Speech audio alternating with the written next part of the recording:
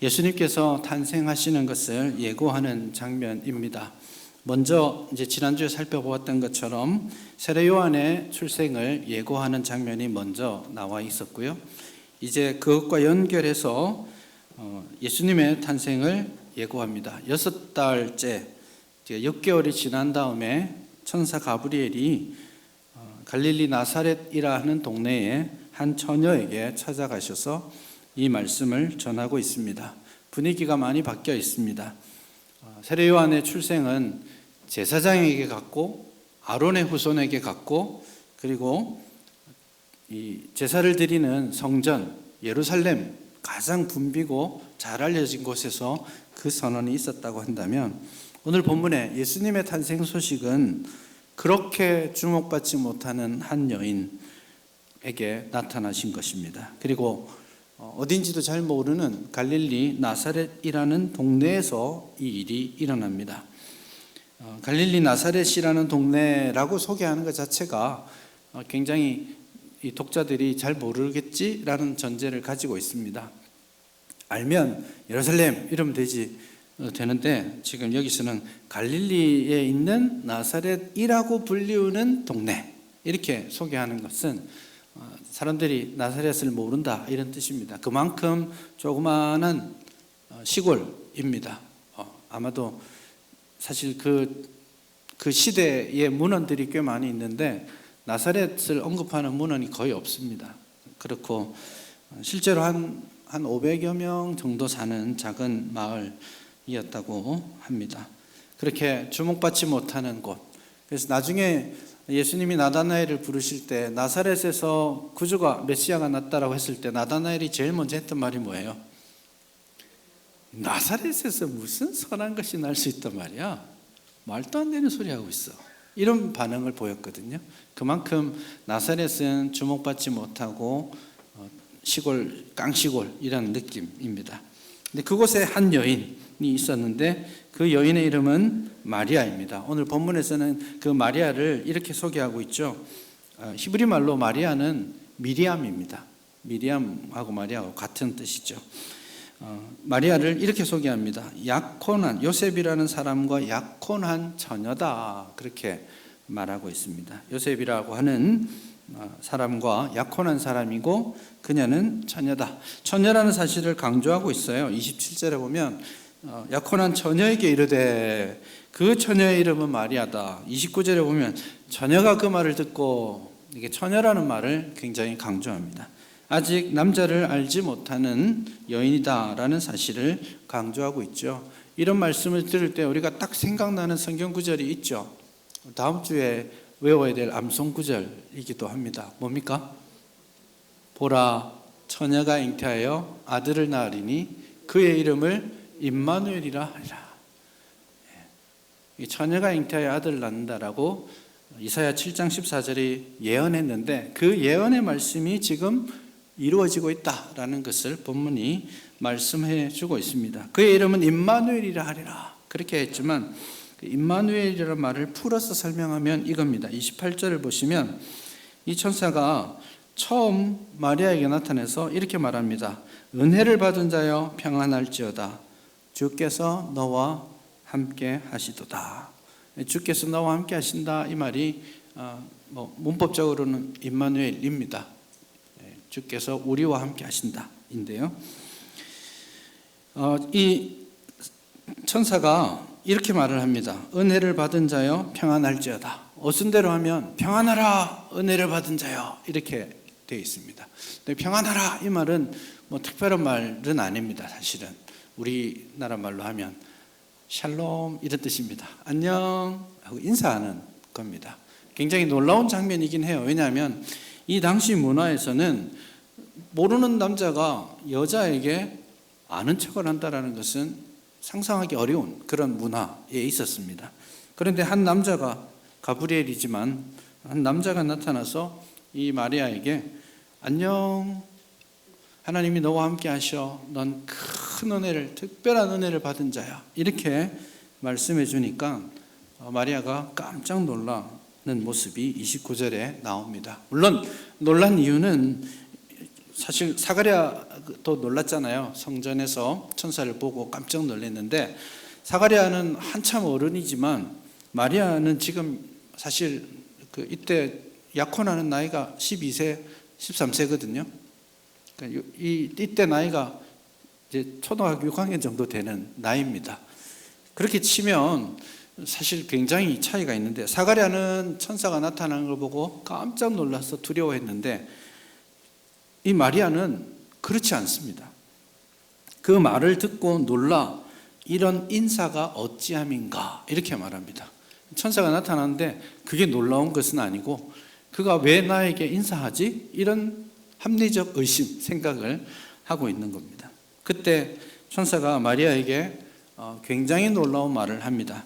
먼저 특별한 은혜를 받았다라는 말을 제일 먼저 했다면, 그렇게 의구심을 가지고 질문하고 있는 마리아에게 30절에서 또 똑같은 말을 합니다. 무서워하지 마. 네가 하나님께 은혜를 입었느니라.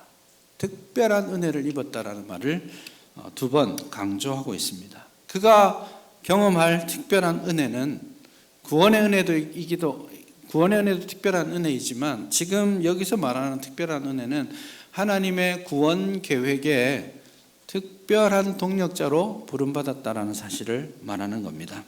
그래서 이 여인 마리아에게 임하신 하나님의 특별한 은혜는 그녀가 아들을 낳을 것인데, 그의 이름은 예수이시고 31절부터 33절까지 약 7가지 항목에 대해서 약속의 말씀들을 쏟아내고 있습니다. 예수가 태어나고 그는 큰 자가 되고, 그는 지극히 높으신 이의 아들이라 불리움을 받게 될 것이고, 다윗의 왕위를 이어가게 될 것이고, 왕으로 다스리되 영원 무궁한 왕권을 누리게 될 것이다. 메시아의 탄생을 마리아에게 선포하고 있는 것입니다. 아주 놀라운 선포의 말씀입니다. 상상할 수 없는 일이잖아요. 처녀의 몸으로 있는데 아이를 낳을 것이, 그것도 상상하기 어려운 이야기인데, 그 아이가 메시아로서 다윗의 왕권을 가지고 영원히 통치하는 왕이 될 것이다라고 하고 있으니 이게 얼마나 놀라운 일이겠습니까? 여기에 대해서 마리아가 어떤 반응을 보이는지 한번 보십시다. 34절을 보시면 이렇게 말합니다. 마리아가 천사에게 말하되 나는 남자를 알지 못하니 어찌 이 일이 있으리이까. 내가 그 특별한 은혜 감사하긴 한데 나는 아직 처녀인데 어떻게 이 일이 일어나죠? 이렇게 질문합니다. 사실은 18절에 보시면 사가랴가 천사가 나타나서 자기에게 요한이 태어날 것을 말했을 때 이렇게 반응을 보였습니다. 내가 이것을 어떻게 알리요? 내가 늙고 아내도 나이가 많습니다. 이렇게 말했습니다. 근데 이것은 사가랴는 사실 불가능한 일은 아니지만, 결혼한 부부이고 나이가 좀 많긴 하지만 사실 태어날 수도 있잖아요. 불가능한 일은 아니지만 사가랴는 의심했습니다. 내가 이것을 어떻게 알리요? 이 말은 난 확신을 할 수 없으니 증거를 보여주시오. 이렇게 불신의 반응을 보인 것입니다. 그런데 34절에서 마리아가 비슷해 보이는 이야기를 하죠. 어찌 이 일이 있으리이까? 이 질문은 불신앙적인 질문이 아닙니다. 내가 남자를 알지 못하는데 어떻게 이 일이 진행되지요? 라고 질문한 겁니다. 그래서 사가랴는 불가능하지 않아요? 라고 말했고, 마리아는 어떻게 진행되는 겁니까? 그러면 이렇게 질문한 겁니다.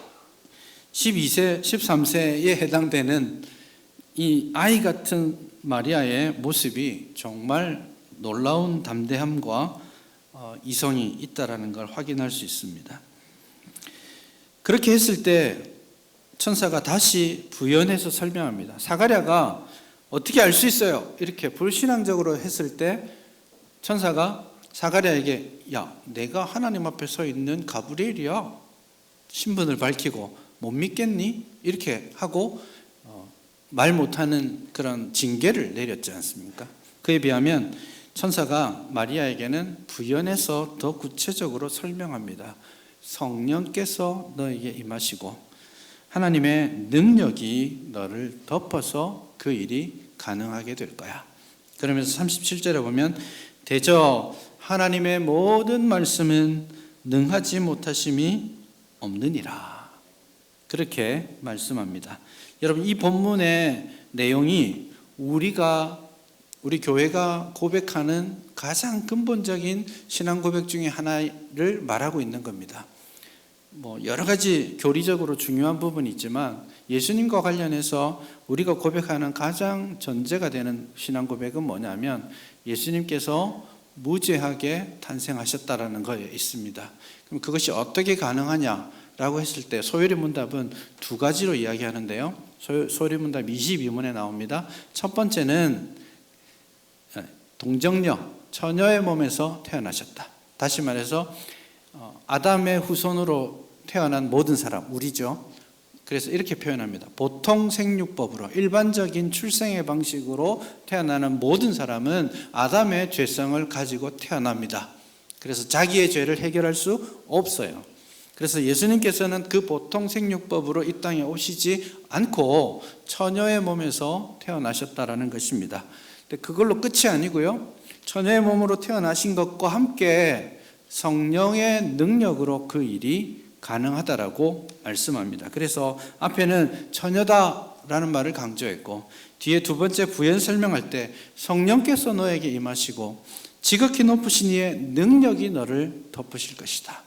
이 두 가지가 합쳐져서 예수님의 무죄 탄생의 교리가 적용되는 것입니다. 그래서 하나님의 특별한 은혜로 하나님의 특별한 능력으로 이 일이 너에게 이루어질 것이다 라고 그렇게 말씀하고 있습니다. 이 말을 들은 마리아의 고백이 무엇입니까? 38절입니다. 같이 한번 읽어볼까요? 38절입니다. 시작. 마리아가 이르되 주의 여종이오니 말씀대로 내게 이루어지이다 하매 천사가 떠나가니라. 상당히 당황스럽습니다. 마리아가 이르되 12세, 13세 된 이 꼬마 같은 마리아가 주의 여종이오니 말씀대로 내게 이루어지이다. 철이 없었을까요? 이게 무엇을 뜻하는지 몰랐을까요? 우선 상식적으로 듣도 보도 못한 이야기입니다. 처녀가 아이 낳는다는 이야기를 여러분 들어보셨어요? 성경 말고 예수님 말고 들어본 적 있습니까? 예나 지금이나 앞으로나 가능하지 않습니다. 그래서 황당한 소리, 쓸데없는 소리 하지 마라고 할 때 처녀가 애 낳는다는 이야기를 합니다. 그만큼 상식적으로 역사적으로 들어보지도 못한 그런 이야기를 듣고 아멘이라고 말했다라는 사실이 참 놀랍습니다. 그 믿음의 고백이 참 놀라운데 사실 처녀가 아이를 임신할 것을 믿었다라는 것도 놀라운데 처녀가 아이를 임신했을 때 결과물이 어떻게 될지를 그녀가 정말 몰랐을까요? 왜 몰랐겠습니까? 이미 약혼한 사이죠. 지금은 약혼을 잘 하지도 않고 해도 무슨 의미가 있습니까? 그만하면 그만인 세월인데 사실 유대인들에게 있어서 약혼은 법적인 구속력이 있는 겁니다. 이렇게 됩니다. 약혼을 하기로 집안이 약속을 하면 이제 남자 집에서 그 여자 집으로 가서 제일 먼저 약혼을 이루기 위해서 결혼 지참금을 가지고 가서 돈을 줍니다. 요즘은 결혼 지참금이 없지만 그렇습니다. 어쨌든 결혼 지참금을 가지고 돈을 주면 약혼이 성사됩니다. 그러면 1년을 기다렸다가 결혼식을 하게 되고 결혼식을 하면 정식 부부가 되는데 그 기다리는 1년 동안도 부부로서의 법적인 관계가 유지됩니다. 그래서 약혼을 했지만 이제 그만 파혼하고 싶으면 어떻게 해야 되느냐? 이혼 절차를 밟아야 됩니다. 이혼 증서를 써서 줘야 되고요. 약혼을 했는데 1년을 기다리다가 남편 될 사람이 먼저 죽을 수도 있잖아요. 그러면 시집도 결혼도 한 번 못한 이 여인은 과부가 됩니다. 법적으로 부부의 역할을 하게 되는 것이죠. 같이 살지 않을 뿐입니다. 1년 동안 거리를 둠으로써 이 여자가 나중에 결혼해서 낳는 아이가 이 남자의 아이라는 것을 확정하는 그런 과정이죠. 그래서 약혼한 처녀다 이 말은 결혼식 전에 아이를 임신한다는 것은 있을 수 없는 상황입니다. 아이를 임신했을 때 어떤 일이 벌어지겠습니까? 요셉이 당장 끊어내겠죠. 그러면 쫓겨날 것이고 그는 거리에서 거지로 혹은 몸을 팔며 평생 그렇게 살아야 합니다. 법적인 절차를 밟아서 또 심하면 그 마리아가 죽음에 처해지기도 할 겁니다. 이건 돌이킬 수 없는 상황이 벌어질 거예요. 온 집안의 수치덩어리가 될 겁니다. 부모님도 고개를 들고 다닐 그 조그마한 동네에서 고개를 들고 다닐 수 없는 상황에 있을 겁니다.